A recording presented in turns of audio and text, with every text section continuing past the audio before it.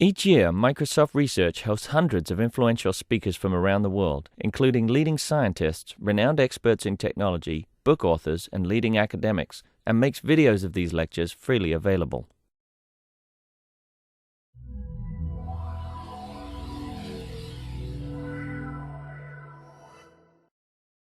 Good afternoon and welcome, everyone. My name is Kim Ricketts, and I manage, along with Kirsten Wiley, the Microsoft Research Visiting Speaker Series. And today I am truly thrilled to welcome Dr. Tony Wagner to Microsoft Research. Dr. Wagner is here to discuss his latest work and research into the troubling state of our education system, and most importantly, clear steps we can take to re-engage our children, teachers, and communities in creating the kind of schools we need. And what kind of schools are those? Schools that create curious, flexible, and creative problem solvers, the kind of individuals our company and companies all over the world seek to hire to stay competitive in the new global economy. We all know the world has changed, and it's way past time for our schools to catch up. Tony Wagner has served as co-director of the Change Leadership Group at the Harvard Graduate School of Education since its inception in 2000. It's a kind of research and development center for the field of education and an initiative of the Gates Foundation, where Dr. Wagner has served as senior advisor for the past 8 years. He was previously a high school English teacher, so those of you that think he's just in the ivory tower, no. He was a high school English teacher, a principal, a university professor, and the first executive director of Educators for Social Responsibility. His earlier books include Change Leadership, Making the Grade, Reinventing America's Schools, and How Schools Change. So please join me in welcoming Dr. Tony Wagner to Microsoft Research.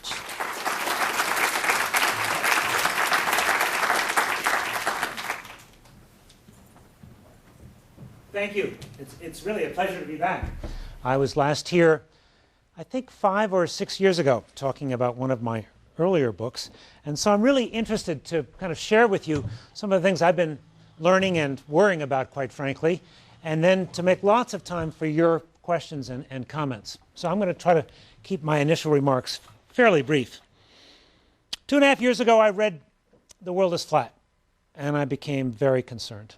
As you all know, it's increasingly clear that any job that can be turned into a routine is going to be either offshored or automated.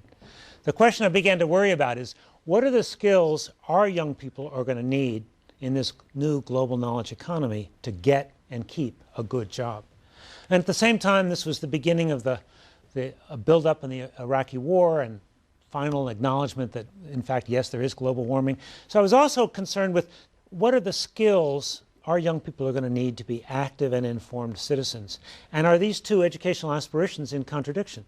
Because many educators think they are. Many educators believe that preparing people for the world of work is to prepare them to be automatons, just obeying orders.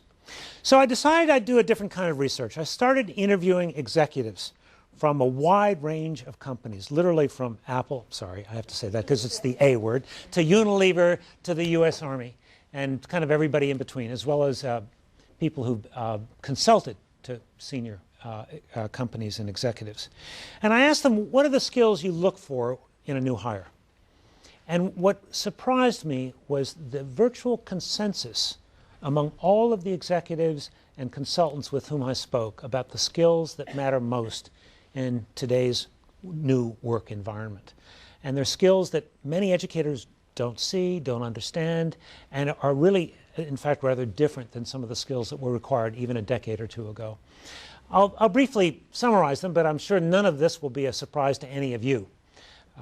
First and foremost, critical thinking and problem solving, mentioned all of the time by the executives. But what was interesting is what lay behind that. The comment that was most frequent was the fact that for many people, they recognize that the heart of critical thinking is the ability to ask good questions. And as I heard that, I was already worrying.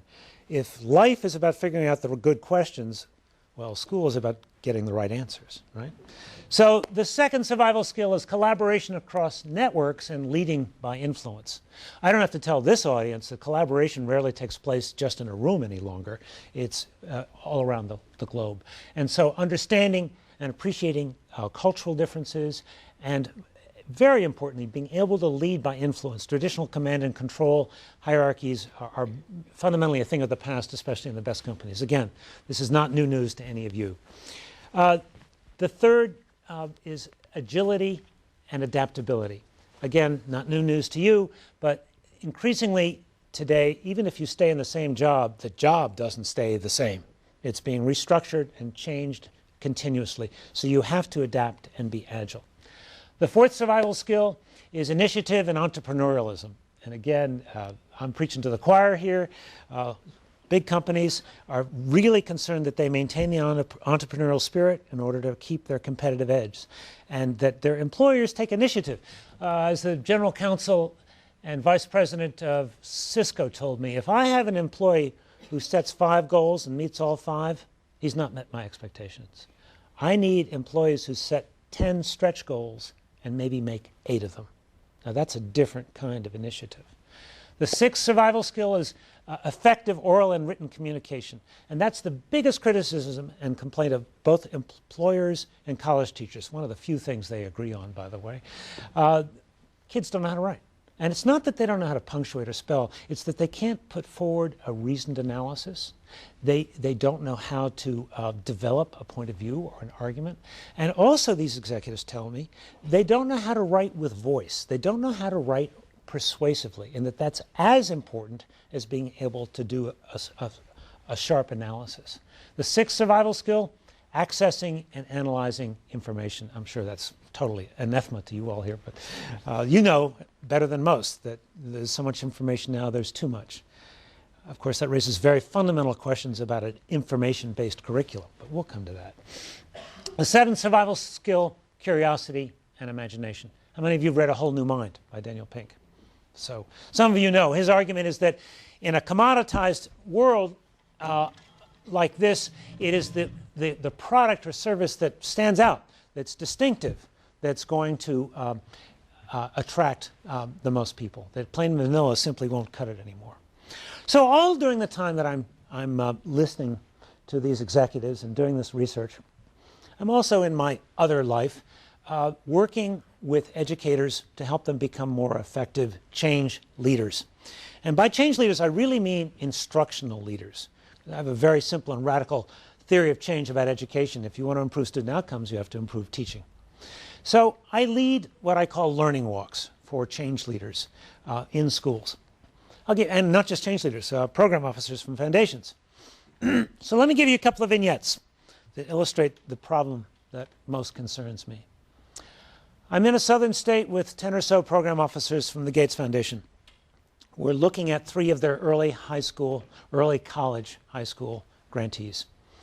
We're visiting 6 classes in each of 3 schools over several days, asking the question, do we see evidence that these kids in these high school classes are in fact going to be ready for college level coursework? Let me discuss what that means, what it looks like. We go to 18 classes in 3 schools in 3 days. We sit down to debrief the end of the time together, go around the table, and we come to the consensus that only 1 class out of 18 met the standard for really college ready. I'll give an example of one of the classes that truly horrified me. It was an advanced placement chemistry class. It was a chemistry lab. Okay, good news, right? Well, I don't know how many of you remember chemistry labs or have seen one lately.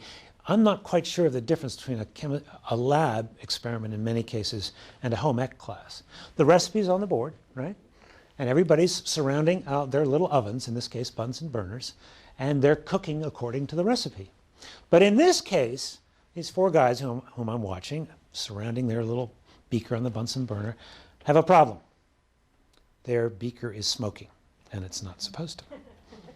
Little problem. So I'm just watching them, curious to know how they're going to solve this problem, right? Mindful of what these folks have told me about the skills that matter most. So they're just standing there. And it's very clear to me they're waiting for the teacher who's at his desk to come over and help them. So I said, I'm going to engage them. I'm going to find out what's going on here. So I come up and say, so what's going on? Don't know.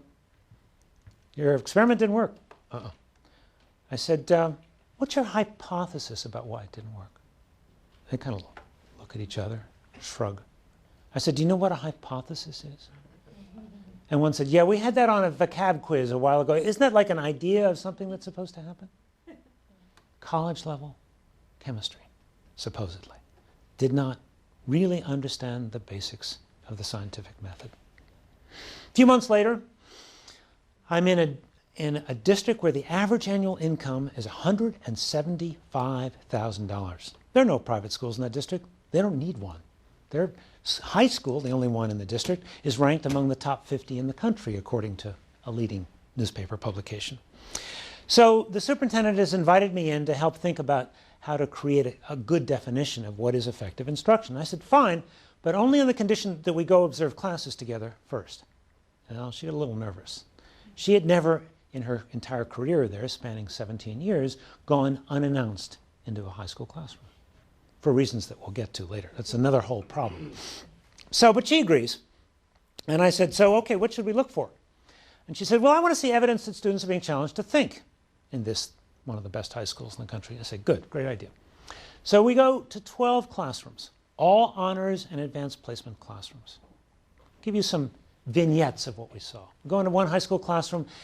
It's an economics class, honors economics. Kids are watching a movie. They're watching a movie of a prospector who appears to be making some kind of trade for goods, and with a voiceover about something about, trading. I say appears to because the soundtrack is so terrible we can barely hear it. The film is faded. But what's most striking to me is that the kids are sitting with nothing in front of them, not taking any notes. There's no question on the board. They're just watching a movie. Go to another class. This is an advanced placement government class, getting ready for the AP exam. Kids have just reviewed the answers to an 80-question multiple choice test that they've just taken, which is in fact a practice test for the AP. The teacher says, okay, now we're going to practice some of the extended responses that you're going to have to work on for the AP. By the way, do you know extended response means a paragraph? Some extended response, huh? So the teacher says, okay, now look at this question. This question's about the iron triangle, right? Who can tell me what the iron triangle is? Anybody here know what the iron triangle is? Well, I didn't either. I had to Google it. But it apparently, not too many of the kids did either. Long silence. Finally, some kid mutters something in the front of the room, which we in the back can't hear, which, by the way, is the norm in schools. You can never hear. And you don't need to, because it's really only the teacher who's trying to figure out if the kid got the right answer. And once the teacher gets half an earful of the right answer, it's on to the next question. So he says, great, good. All right, now, give me 3 reasons why the iron triangle is undemocratic. Silence. So he says, all right, let's list some possible answers to this question. And he's clearly getting impatient. So he goes to the next one and throws the question on the overhead projector. No smart boards here. And he says, okay, now this question's about bureaucracy, right? Let me tell you how to answer this question. Advanced placement government. I'm in Virginia Beach a few months ago. Virginia Beach has a new superintendent, by the way, a nationally renowned district, has always had great test scores, has been nationally recognized for its work. Has a new superintendent, does a strategic planning process, involves 250 community members. In an auditorium, early one spring evening, they're talking about what are the most important outcomes for high school graduates. Virtual agreement, total agreement, that it's not about content, it's about 21st century skills. Critical thinking, problem solving, absolutely at the top of their list. Next on the list, students who are independent learners. So the next day, I'm with the superintendent and his team conducting a learning walk. We're going to go look in classrooms because that's a precondition of my working with a district. And I said, let's look for evidence that these students are being challenged to think critically, to solve problems, and are being taught to be independent learners, right? 2 schools are handpicked for our visit ahead of time, a middle school and a high school. And the principal in each one of those 2 schools has handpicked 6 teachers for us to observe. We're going as a team, the senior leadership of this district. So we go to 6 classes, middle school, 6 in high school. We sit down and we debrief. We go around the room. And everybody is saying the same thing. No evidence of critical thinking being taught. No evidence that students are being taught to be independent learners. And you can see the superintendent is kind of becoming first puzzled, then outraged. But then he finally turns to the group and he says, I think I understand the problem. The problem is these teachers are not bad teachers. They're in fact good teachers. And they're doing exactly what we've asked them to do. Teach to the test. Increasingly in American schools today, there's only one curriculum, and it's test prep. Now, if it were a good test, it might be okay. I believe in accountability. I'm not arguing against accountability. I'm not arguing against testing. But we are trying to do accountability on the cheap. When you compare the kinds of tests we give to the kinds of tests given in Europe, for example, where you have a 2-hour extended essay exam, or where you have kids who are interviewed about what they know and have to defend what they've learned, it's a radically different kind of accountability. And test prep there looks very different than test prep here. So the global achievement gap is the gap between what we are teaching and testing, even in our very best schools, versus the skills that all students are going to need for college, careers, and citizenship. Because I really came to understand that the skills you need for the world of work today are the same skills you need to succeed in college today, and they're the same skills I believe we want all citizens to have in order for our democracy to thrive and to be vibrant. So let me stop at this point. That's just enough of a kind of a teaser, I hope, because I'm really interested in your questions and your comments, because I'm here to learn as much as I am to share. Yes, sir? As a parent, in the context of preparing their child for their next stage, the next stage being, let's say, university, the entrance to university is predicated on certain capabilities right. that if you do not have when you're in high school, you're at risk of getting in.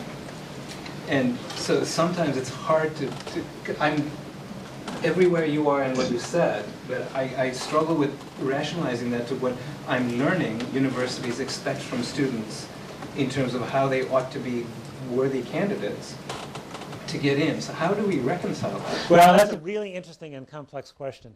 First of all, have you read the news in the last week that there's been a special commission of college admissions folks led by Harvard's Dean of Admissions who are urging that colleges drop SAT and ACT requirements? There are already 750 colleges and universities now where they are optional. But they're really saying, first and foremost, these are not teaching or testing the skills that matter most. Now, let me just finish quickly, because you've asked an important question that doesn't deserve a simple answer. So, in the last chapter of the book, I profile 3 high schools that are doing a dramatically better job of teaching and assessing the 7 survival skills. They are also schools that refuse to teach to the state tests, and yet score higher than most on the same state tests. And there are also schools that refuse to offer advanced placement courses because they believe it dumbs down the curriculum. What's their track record? Because it matters. What you're saying, I'm a parent, I'm with you, I got 3 kids. High Tech High, San Diego, no AP courses, no teaching to the test. 55% minority, same demographics as the larger community of San Diego. More kids accepted into Stanford than any other non-legacy high school in the country.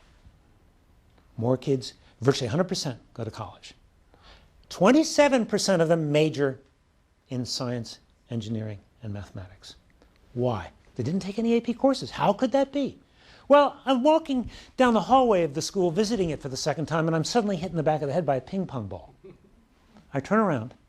There's the physics class, sitting in front of a catapult, standing in front of a catapult, with their clipboards, measuring trajectory and force. So their learning is hands-on. And indeed, all of their requirements are, all of the students in the 3 high schools that I looked at require an extended work internship as a part of their academic work. All of them require an extended project. All of them require a digital portfolio. So in other words, when those kids go to apply to college and they can show or point to the URL where their digital portfolio is public, and they can describe their projects, and they can describe their work internship, they actually have a competitive advantage over the kids who've had none of those experiences. So you as a parent are going to take a risk when you go to a school like that. But in my view, you take a risk when you send your kid to a test prep school. There's risks on both sides. And I say that by way of having taught in one of the most elite private schools in the country as well. Yes, please, sir. You started by talking about survival skills, and so it made perfect sense that you asked executives what they're looking for. It feels like, surely as a society, we've moved beyond that in the hierarchy of needs. I mean, we're not a society that's struggling to survive. It feels like the skills we should also be looking for are the higher ones. 300 years ago, it would have been music, arts, theology, philosophy. Do we have the luxury to go into those now and prepare people for a life where they'll have more leisure than anyone used to have in the past? Well, you know, that's what these are wonderful questions. It's why I love coming here. 25 years ago, they were saying that we should prepare for the leisure life. Well, meanwhile, Americans are working 20% more hours than they did 25 years ago. So I'm not sure that future is coming, number one. Number two, you talk about how to stimulate curiosity and imagination.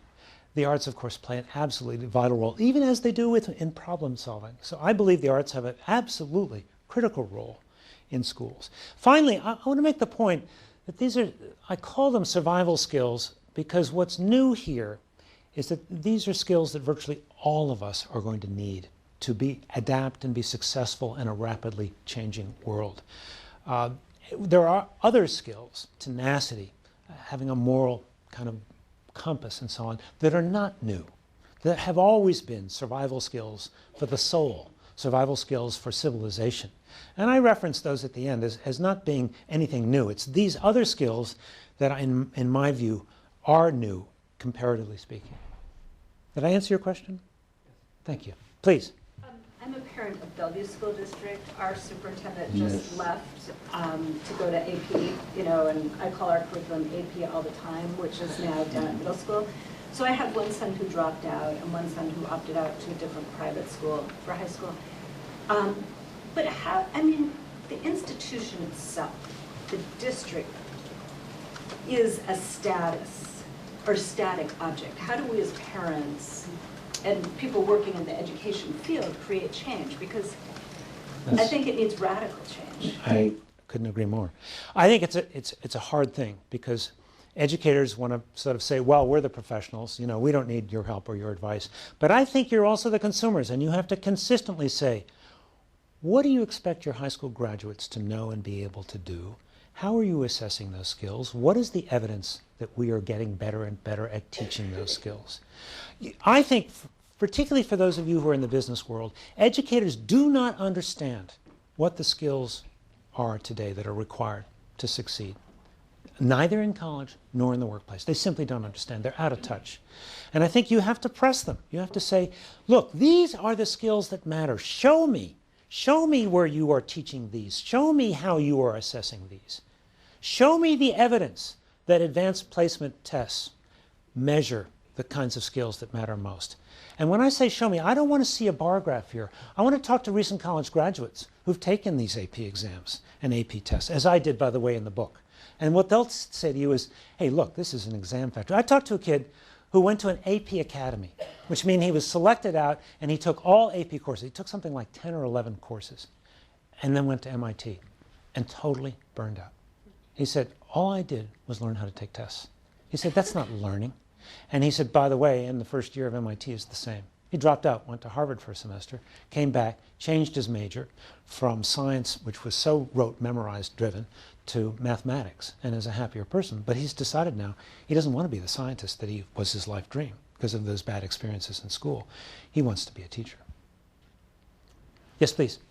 So I've designed a school that actually hits every one of your 7 skills. So I'm sitting here patting myself on the back. Good. But I think I think the one thing that's key that's maybe missing is joy as a factor. Absolutely. Our kids go to school every day, and there is joy in the hall. There's joy in the hall of High Tech High, who I worked with.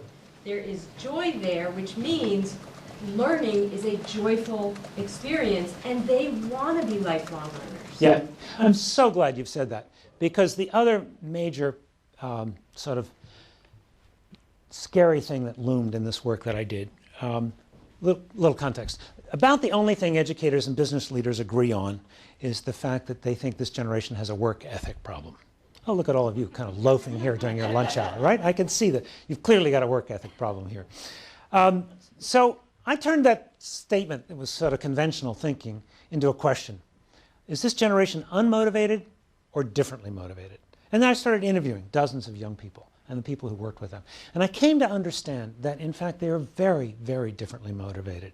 And if we want to maintain the enthusiasm and joy of learning, if we want to maintain that sense of curiosity, we need to understand the needs of today's learners. First and foremost, they're habituated, in their own words, to instant gratification on the internet. For them, a bad day is a slow internet connection. And they can't imagine dial-up. I mean, that's along with dinosaurs. Dinosaurs and dial-up, you know, back there in the way distant, scary past. But more importantly, yes, they've got some, you know, attention issues. Yes, they, you know, they're multitasking and so on, and you can raise questions and concerns about that. But what I don't think fully understand is the extent to which they are learning from each other all of the time on the net. They are learning to problem solve together. They are learning to work together. And even more importantly, they're creating. They're using Web 2.0, I don't, again, need to tell this audience, as a tool to create, not merely communicate or gather information. So everywhere, you know, they are collaborating with peers, they're learning in networks, they are creating, uploading content to the web everywhere except in school. So from my point of view, the curiosity and the joy that you rightly point out is so critical, has everything to do with student motivation, which is today almost a subject that is just not mentioned in this conversation. That we are always talking about test scores, we're always talking about accountability. What about accountability for curiosity? What about accountability for lifelong learning? When are we going to factor those into the metrics of education? Yes, please. So the big question I have, you're here inside of a technology company. We see this getting played all the time. We have students that are highly motivated using technology. They bring technology in the classroom. There's no pedagogical approach for using technology. The next student goes on to college. They attend the first lecture. They go back to the dorm, and they never go to class again. Right. Stand podcast. What is your response to this technology gap that exists between K through 12, higher education, more importantly, lifelong learners not being motivated at all in the education? Do you want to add to that? I was going to add to that. I would say that in some cases, they're even pushed away from the technology because the teachers aren't comfortable with it. Exactly. And I'm wondering, in your travels, how many times has the problem been that the teacher just is like hands off with the technology, or their district says we're not doing that? There's no hands off. There's always a computer in the corner of the classroom. It's always off. They're not seeking it. And it's almost always a Mac, and it's never working. I don't understand it. No, these are great questions, and you know, did you want to add to this question? There was one thing that occurs to me is that maybe pedagogy isn't the right thing. Is that maybe what we're trying to do is formalize a way of thinking and learning today based on a framework that existed yesterday. And the framework just might not be adaptable enough to accommodate the brain and the learning style and the method and those things of today. These are wonderful questions and comments, and I'm still learning a lot about application of technology to 21st century learners, so I can't pretend to be an expert on this, but let me observe. Rigor has classically been defined as acquiring more and more complex information. The more you know, the more rigorous your curriculum has been. Are you smarter than a fifth grader? Can you win a Trivial Pursuit? That's classical rigor. The rigor in the 21st century is not what you know, because that changes all the time. It's what you can do with what you know that matters in the 21st century. It's competencies more than content coverage. Yes, you need content, we can talk about that. But my point is that teachers are still teaching the old way of rigor. They're purveyors of information. And kids know that if they want information, they'll go get it when they need it, how they want it, whenever they want it, 24/7. They don't need a teacher for information, but they do need a coach. And kids said this over and over again. They want a coach, they want a mentor. They need a coach to learn to think. They need a coach to learn to write. They need a coach to learn how to question. You know, when I walk into a classroom, what I'm really listening for is who's asking what kinds of questions. And in the traditional classrooms, the only questions that are being asked are factual recall questions. And the first question, the kid that has the right answer to the question, it's on to the next. What I want to hear are open-ended questions, or better still, challenging questions. How do you know that? What's your evidence for that? Just please. If we have a working model in San Diego and a couple others, you mentioned 3 in the book, then is that transplantable, that model? And if so, why don't other schools adopt it? What are the obstacles? I mean, obviously, if they're getting better test scores and more students going to college, a reasonable person, which I assume most school administrators and principals and teachers are, would say, hey, that works, let's do that. There are a lot of problems with scale-up or replication. First of all 3 of these models are replicating themselves, and that's one reason I chose those 3. High-Tech High has grown from one high school to a network of 8 schools, K-12, with 3,000 kids. So it is replicating. The Met, another one, has been replicated in over 50 cities. There are a number of problems. First of all of these schools are working against the grain in the sense that they are refusing to teach the state tests or to offer APs. That's not a risk most folks are willing to take. Most folks are saying, look, we got to teach to the test. I'm in Virginia Beach working with 250 administrators. The superintendent just got up and said, we're committed to teaching 21st century skills. Principal calls me over and says, hey, I don't care what that superintendent says. Do you think I'm going to tell my teachers to stop teaching to the test? Hell no, pardon my French. So my point is that we live in a very risk-averse profession in education. It's also a deeply isolated profession. We don't do R&D. We don't innovate because isolation is the enemy of innovation. So while we have some best practices, they're on the periphery, they're outliers. And until we get clear about the skills that matter most, and until we create the tests for the skills that matter most, they're going to continue to be on the periphery. The other problem is teacher preparation, which I get into in the book. These schools have a hard time finding teachers who will do what they expect. Now, it turns out one of them is starting their own school of education, graduate school of education. They find veteran teachers can't adapt. Young teachers are breaking down their doors to get in, but they have to train these young teachers in how to do that, and that's the challenge. There's so many hands here, I don't know where to start. Yes, sir, and then here. More of a factual question. It's been a long time since I paid attention to college admissions, but is this a multiple choice question? I'm sorry. It used to be. Let me read the 4 answers, and then I'll give you which one. Kids get it to Stanford more than anybody. I'm thinking about Cal, and the UC system, which used to give you an extra point for every AP class. Right, that's still the problem. In many cases, you still wait. Although it's a double-edged sword, because on the one hand, colleges use AP as some indication of rigor, but on the other hand, they don't offer college credit in the required courses for AP anymore, because they recognize that the courses are really very superficial, very watered down. They'll give you elective credit. Well, whoopee, that means instead of being able to take photography, I just get credit for my AP chemistry course, which I hated, you know? Anyway, here, sir, and then here. So I was curious, you started out with some vignettes about your classroom experiences, especially the chemistry one first. Do you have any sense for what academic credentials those teachers had, or were they actually degreed in history, in chemistry? Yeah, I went to Harvard, unfortunately. No, I'm kidding. You know, it's interesting. It's not about academic content preparation or credentials. And that's one of the biggest mistakes of this No Child Left Behind law, assuming that an effective teacher is one who's credentialed. Whereas the research points out instead, I mean, there are exceptions. Elementary educators struggle with teaching math unless they've learned math. Well, I'll say, when I say credentialed, I don't mean state certifications. I'm talking about, does he have an academic background in the sciences? Right, I understand what you're saying. No, I understand. Do they have content expertise? But the problem in many cases is not so much the content expertise, it's what this young lady said here, which is, do you know how to engage kids? Do you know how to not deliver information, but ask a powerful question? You know, I've seen some of the best classes, a math class, begin with one question, or even an entire semester devoted to a set of essential questions. So frequently your content expertise can sometimes get in the way because you want to deliver the answers as opposed to letting students find the answers to the questions that you've posed. Please. Well, learning is not just confined to school. Do you have any practical tips as parents, you know, how we can teach them these skills outside the school environment? I'm going to let you answer this question. You can homeschool, that's what we do. And I think, when you were going through your list of things at the beginning, the essential skills, I was thinking most of those are just there naturally. And it's just a matter of giving time and space for kids to do that, to ask questions, to be critical thinkers, to be creative and come up with solutions. And, you know, in the school situation, there's not time or space for that.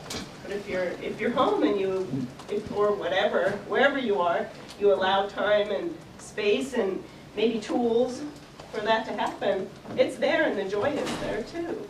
I agree, but you don't have to homeschool your kids to accomplish that. It's about the conversations at the dinner table. It's about where you go on a Saturday when, you know, to a museum or whatever. I mean, sadly, many people have mastered these skills either through extracurricular activities or through the ways their parents have engaged them and the kinds of learning opportunities parents have created. Many people are learning these skills in spite of school, not because of school. Yes, please. So how much of this do we ultimately contribute to downstream, we being industry? Every job application at Microsoft, every JD says, you know, BSCS, except for the few that say MBA. Yeah. I mean, are we simply just adding to the problem by saying there is this one track to get here? Remember, our founder had no degree. I heard he dropped out of that community college in Boston. I can't remember the name of it. Yeah, I did hear that. You know, it's a great question because we're a credentialed society, and frequently we're using credentials simply as a form of a cut score. But when you, if I'm not mistaken, when you decide to hire somebody, it's not on the basis of their resume. How many interviews do you do per applicant? 12, something like that? What is it? On average, 5. Okay, I'm way off. But my point is, you know, I've sometimes asked business leaders, how do you hire people? Do you hire people on the basis of multiple choice tests? Would you do that? Of course not. Well, why should we assess kids in a way that's radically different than the way you'll assess job applicants or people who are candidates for promotion? So I do agree with you. The credentialing is an issue. But what I understand, in at least the better companies, is the credentials may get you in the door, but that's not what gets you the job. It's the skills. It's the competencies. Yes, sir. I have a question about the employers doing the hiring. Yourself and the others who made the decisions and suggestions about what things need to change, et cetera, et cetera. Isn't the entire group of people under discussion colored by the same lens, gone through the same education system, and maybe a couple of yards short of the mark somehow? Say that last part again? A couple of yards short of the mark. You know, I was in a meeting recently where a group was trying to plan a business education discussion about how to work together. And the founding chairman of Boston Scientific, John Abeley, was listening intently. And he asked a question very similar to this. He said, you know, you've made a list of all the people who should come to this meeting. In effect, he didn't use this term, but he said they're all the usual suspects. They're all people who've done well by the system. What is going to be the incentive for them to question the system? And I'll be candid with you. I was not a good student. That's why I became a teacher. I felt there had to be a better way. So I think it's a problem. I think it's a concern that you've got the inmates running the asylum. Yes, please. So the one thing that you haven't brought into here is the most atrocious thing made by humanity, government, and how it affects the education system. And I'm wondering what your thoughts are on the government's role and necessary role in education. The founding fathers said that education was run by the states, and it was usually municipal, small cities at the time. Right. And now we've got this huge, you know, education, part of education and all this stuff coming down from the top telling us what we're supposed to do. In your experience, is it better to be decentralized? I hope you say. Or, I mean, can you give... Sounds like this is a yes-no kind of question, doesn't it? I don't want to open it. No, it's, you know, it's really, it's a great question, and it's not a simple question to answer. It appears that we have a monolithic system through No Child Left Behind, which, before we even go to anything else, is a double-edged sword. Finally, we are disaggregating test score data so that we know how different subgroups are doing. Something government did to us that I think was long overdue. That's the good news. The bad news is we have an accountability system that is completely broken. Do you know the kids in Mississippi are more literate, more proficient in literacy than the kids in Minnesota? Did you know that? Of course it's not true. Why do I say that? Because the test scores in Mississippi are geared in such a way that they produce a higher number of, quote, proficient kids. The standards are not the same. We are also lying when it comes to the dropout rate in this country. State of Florida has a little formula for determining dropouts. I go just a few months ago to the state that won the award for the best, the district that won the award for the best district in the state of Florida with a 90% graduation rate. I go to Education Week's website, which is using a uniform, well-researched formula, find out their real graduation rate is 68%. They're lying. Over and over and over again. The variance between what states report as their graduation rate and the real graduation rate is 15, 20 points or more. So, let me turn it back to you. What's the role of government to solve the problems, the two problems I just pointed out? Well, I'm a libertarian, so I would say decentralize it, allow free market. We have 50 different states with 50 different standards for what is constitute a high school graduation rate, what constitutes proficiency in literacy and math. We already are decentralized, 50 different states. With the National Department of Education overlooking all of them, telling them, no child left behind, we're going to give you funding based on when I teach the tests. I have a family of educators, and most of my friends are educators. I don't know why. I shouldn't take that personally, should I? They're not geared for it, but they tell me horror stories about no child left behind. I'm from Rockford School District, which you might have heard of because we had a really bad segregation lawsuit. I was in Rockford, wow. I'm sure everyone was in Rockford at one point to take care of it. No. And they just tell horror stories about it. And the people that have the best education that I experienced when I was in graduate school and when I was in college were people that went to places that were not public schools. I went to public school, but I went to a special program for the arts inside of public school, which you could argue was outside the system because it was like a child project by the whole segregation crap that was going on in Rockford. And what I want to hear you say, and you don't say it's not true, is that you know, allowing a lot of little experiments in education is better than having some kind of form or factor or template you fill out for how education is to be done. I agree. But here's the dilemma. I assume, you know, you have a product spectrum. You have to deliver a product, right, that has a clear set of standards. But how you deliver, you or your team creates that product or figure this product out, is up to your ingenuity, creativity. In other words, you're tight on the outcome, but loose on how you get there. And that's what I think we have to be in education. We have to be very clear about the 21st century skills that matter most. And then, within that context, do a lot of innovation and R&D for figuring out different ways to get there. Because different schools and different teachers and different kids are going to do it differently. And in fact, there is no one best way. But we have to be clear on the outcome. Please. So related to that very topic, you seem to be familiar with the Bellevue School District. Are you familiar with the strike we had this year? And you're familiar with the data of the curriculum? Right. Any thoughts on that? Any opinions in that case? Or have you ever seen that approach of a standardized curriculum work anywhere? You know, back when I was in graduate school, we had these debates about whether or not there was such a thing as a teacher-proof curriculum. I have not, first of all, disqualify. I have not visited schools in Bellevue, so I can't speak with real authority. But it's a really related answer to what I just gave. I think you have to be very clear about the outcomes, very clear about what high school graduates need to know and be able to do, and then backwards map that to 8th grade and 5th grade. And then how you get there. I mean, Finland, highest scoring country in the world in terms of its students. Started out 25 years ago as essentially a timber country. That's all they did was chop down trees. And now, as you well know, Nokia, Sunto, etc. How'd they get there from here? They transformed teaching from an assembly line job, page 67 by October 3rd, to a knowledge worker job. And they transformed the experience of teaching from being one of isolation to being one of teams, continuously trying to figure out better ways to meet the very few high standards set by the state. I believe that's a better answer than others I've seen and heard of. Goodness gracious, would you all please take a number? I don't know what to do here. Yes, please. You're alluding to some of this, but I'm reflecting that there is a good amount of consensus around these 21st century skills. There are different commissions and groups and educators at high level. That what are the barriers that need to be removed for that to be enacted, or what are some levers that we can pull to accelerate the scale? Barriers.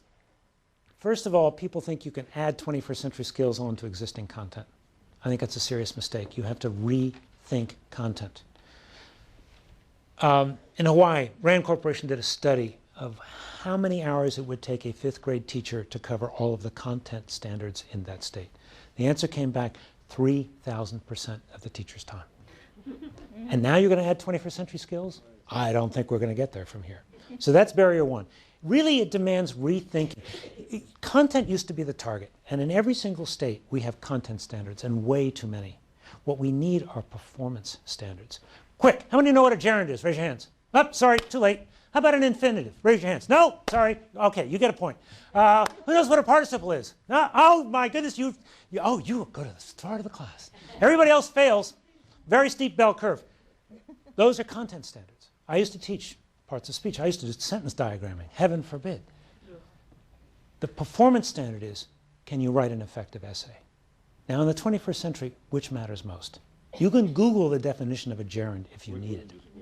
Pardon? We do not use. Oh, excuse me. Did I say the G word? I have to go now. I hear my car calling me.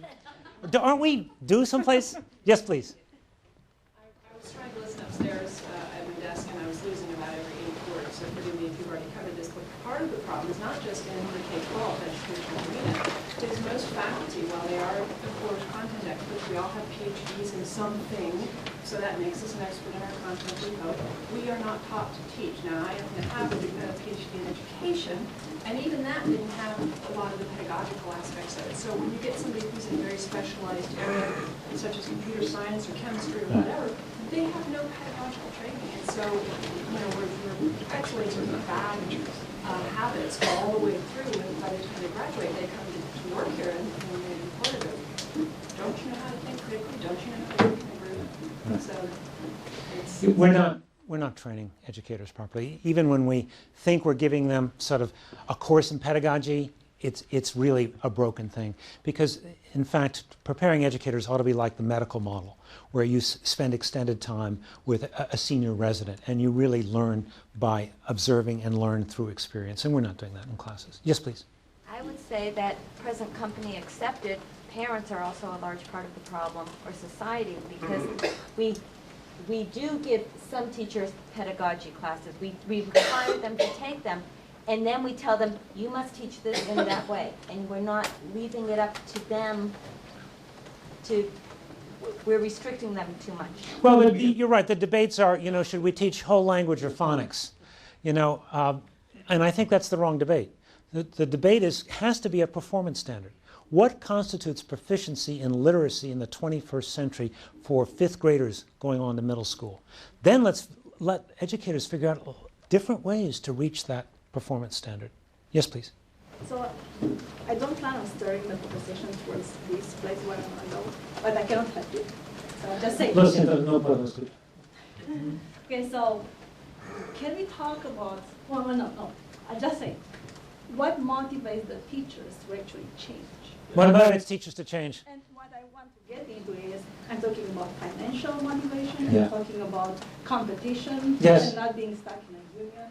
Right. I'm talking, because there are teachers with vocation, Right. which will do these things without being asked. And That's there right. are the rest of people, which are good people, but they don't have that, like, eternal calling, or whatever, what that may be. So, what, I mean, and I, I can give you the answers. I think everybody thinks the same things, but All right, let me. that aspect of things that needs to be brought up. I think it's not as simple as you might think. It's not about money, number one. Ranks 4th on the list of what educators say they want, by the way. Finland doesn't pay their teachers any more than our teachers are paid in this country. As do most educators here, thanks to unions. Number 2, it's not even entirely about tenure, especially for younger teachers. Younger teachers don't particularly care about tenure. It's all about working conditions. Let me illustrate that with a metaphor. Imagine for a moment you're an amateur athlete or an amateur performing artist. Many in this room are probably one or both. But in this imaginary world, you want to get better. So you go to the Yellow Pages. Say it's tennis. There are no tennis camps. There are no tennis coaches. Or say it's guitar. No music schools. You turn on TV, can't see tennis played well. Have no idea what good tennis looks like. No idea what wonderful guitar sounds like. All you can do is attend a couple of lectures a year on the theory of the sport or the theory of the instrument, and then go sit in a room alone for 20 years, practicing all day, every day, all by yourself. How good are you going to get? What's your incentive to improve? You're not getting any feedback. That's the education profession, so-called, today. Please. Yeah, I would just question that about, it's not about money, because if you're asking people who are teachers, they've already accepted that they're not going to get paid well. What about the people that would have been teachers if there was actual pay involved. Yeah, there's something to that. But I think status is more important than money. Unfortunately, in this country, they're synonymous. The more money you have, the more status you have. But in point of fact, part of what they've done in Finland is make education, make teaching a very prestigious profession. Only 1 out of every 10 students who applies to schools of ed get in. So that, and I think that would be true here. If education were viewed with more of a sense of respect instead of cynicism or distrust, I think many, many more people might be willing to consider making some sacrifices. And I think they should be paid more highly, both. They should have a 12-month work calendar for starters, with appropriate increases in salary. Change the pay scale for attorneys and teachers. Just a quick comment on that. We were talking about how does technology interrelate with your teaching. David over here shared with me some innovative teacher videos, and they were saying the use of technology actually enhanced their professional status with parents and with the community. So I think that's an interesting intersection, that if we can improve the confidence in the use of ICT with teachers, that in turn helps raise status and helps give them a better image in the community. So that was a pretty cool. I'll see you one and raise you one. What I'd love to see some folks in Microsoft do is create web content that helps us get clear pictures of what good teaching looks like by grade level and content area. What does it look like to teach critical thinking? And I want a product that, first of all, I can click on the video and I can see it by content area and grade level. Then I can download off the CD or off the internet samples of student work and the rubrics that were used to grade that work. And then I can double click again and look at a meeting of teachers working to talk about how to get better. Well, I want to know what a good adult meeting looks like, where educators are problem solving and figuring out. That's the disruptive technology we truly need for education. We need to make teaching and adults working collaboratively transparent. The thing I struggle with is, this one guy once taught me something that I've never seen disproven, which is you are what you measure. That's right. So the successful outcome for an outstanding teacher may not be what they're measured on. That's right. That's the problem. That's what I'm saying. But then you marry that with cognitive dissonance, which is the fact that when I went to school, God damn it, I learned, or gosh darn it, I learned this way. Right. And I expect people who achieve my standard of performance in the work world, I want to hire them that way. When I start a university, I expect students to have this achievement because I had it. Right. So the end game is never transformed to create a good mid game. That's right. And so that dissonance means that I'm not likely, hopefully, if I'm not thinking clearly, to hire somebody who may have a transcendent set of skills. But because they didn't pass a filter, right, they don't get in the game. And I don't have an answer for that, except that I would imagine you could say more, show me. Show me your products. Show me what you've done. Show me your work. And that's what we need to do at the high school level. Show me your work. Get up, stand and deliver. Show me your research paper. Stand up and defend it. Show me the products you've created. And it seems to me that it would be wonderful to see at a conference of principals of, let's say, a K-12 school district or something like that, where that was the conversation. Right. As opposed to, show me the amount of times your teachers managed to pass students through a system that was defined as such. Right? So it seems to me that it needs to come from within that machine where they are starting to applaud and celebrate. I think it is both internal and external. I think the public has to demand a different kind of accountability. I don't want to see a test score. I want to see a student essay. I want to see a student oral presentation. I want to see what the employer where that student did his work internship has to say about that student. Those are the assessments that matter more than the test score. Please. I used to be a secondary district teacher. So getting down to brass tacks, and you had your way and were setting up a school, what would outcomes look like for, a 10th grade world history course? What would they be measured against? How would you design this? Well, first of all, I'm not a social studies teacher. It would be easier for me to answer that in the context of English, which I did teach. You want me to answer that in terms of English? All right. I was a senior English teacher when I last taught, and I said to students, over the course of this year, this is not an introduction to Brit Lit, this is not a survey course, we're not using a textbook. You're going to get better at 4 or 5 things. You're going to master some core competencies, and I had them down on one sheet of paper. You're going to learn how to do research. You're going to learn how to work in a team to put on a productive critical discussion about a work of literature. You're going to learn how to write effective essays in all kinds of genres, from restaurant reviews to responding to literature. You can also learn to write personally, narratively, persuasively, expressively. Those are the 4 core competencies you're going to have 9 months from now.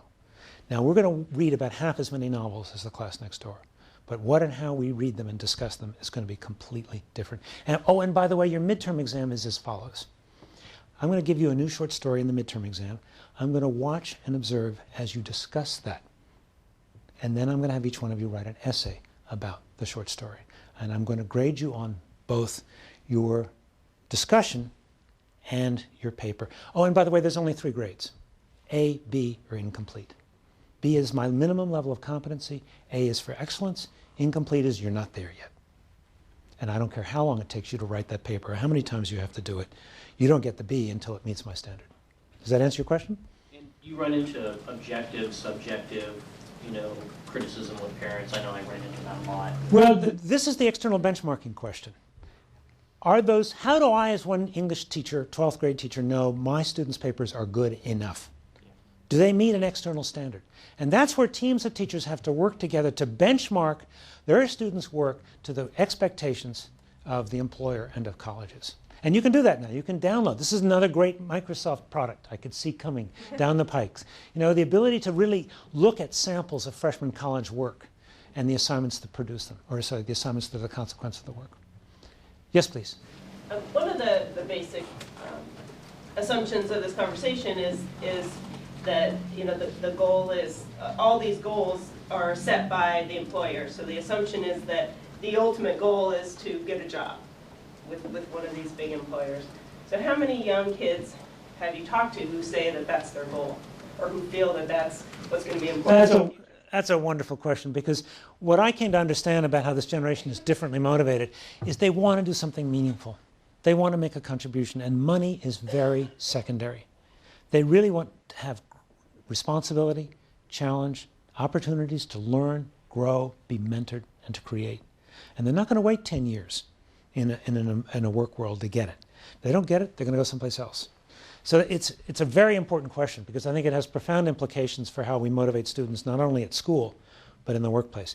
Kim tells me I can only take 2 more questions, so I will have a bidding war to see who would like to pay me the most to be able to try to answer that question. Yes, please. I would like to get a perspective on, is there a stage in the K-12 cycle where the fall-off occurs? Are we doing okay at grade school level? Grades K-4 is okay. Actually, our reading scores have improved in elementary, and in part because we're very clear about the skills that you need by the end of elementary school. Now, literacy is not well taught. Kids learn to read, but they don't read to learn. But still, at some level, we're doing a better job at elementary. Scores level off in middle school and drop in high school. And it's really more of a 6-12 problem than it is a K-6 problem. But that's only relative. Last question. Interesting analogy. Inmates are running the system. I'm just wondering, do you think that people want their children to follow the system or question the system? I mean, you said that we should teach them to question the system, but is that what people really want? That's a wonderful question. As I wonder about to what extent the skills for work are the same as the skills needed in citizenship, it's very clear that employers want young people to think critically about how to improve the product. But when the employees start questioning the product, is that going to be a problem? Definitely Ford wants employees to think about how to build a better sub. At least they did a few years ago. But what if the employees start asking, should we be building subs at all? Is it an accident that Toyota has highest return on investment, in other words, biggest profit, highest employee involvement, and the most hybrid cars? Is it? I don't know. Folks, you've been absolutely wonderful as an audience. I've been delightfully challenged. Thank you very, very much for coming.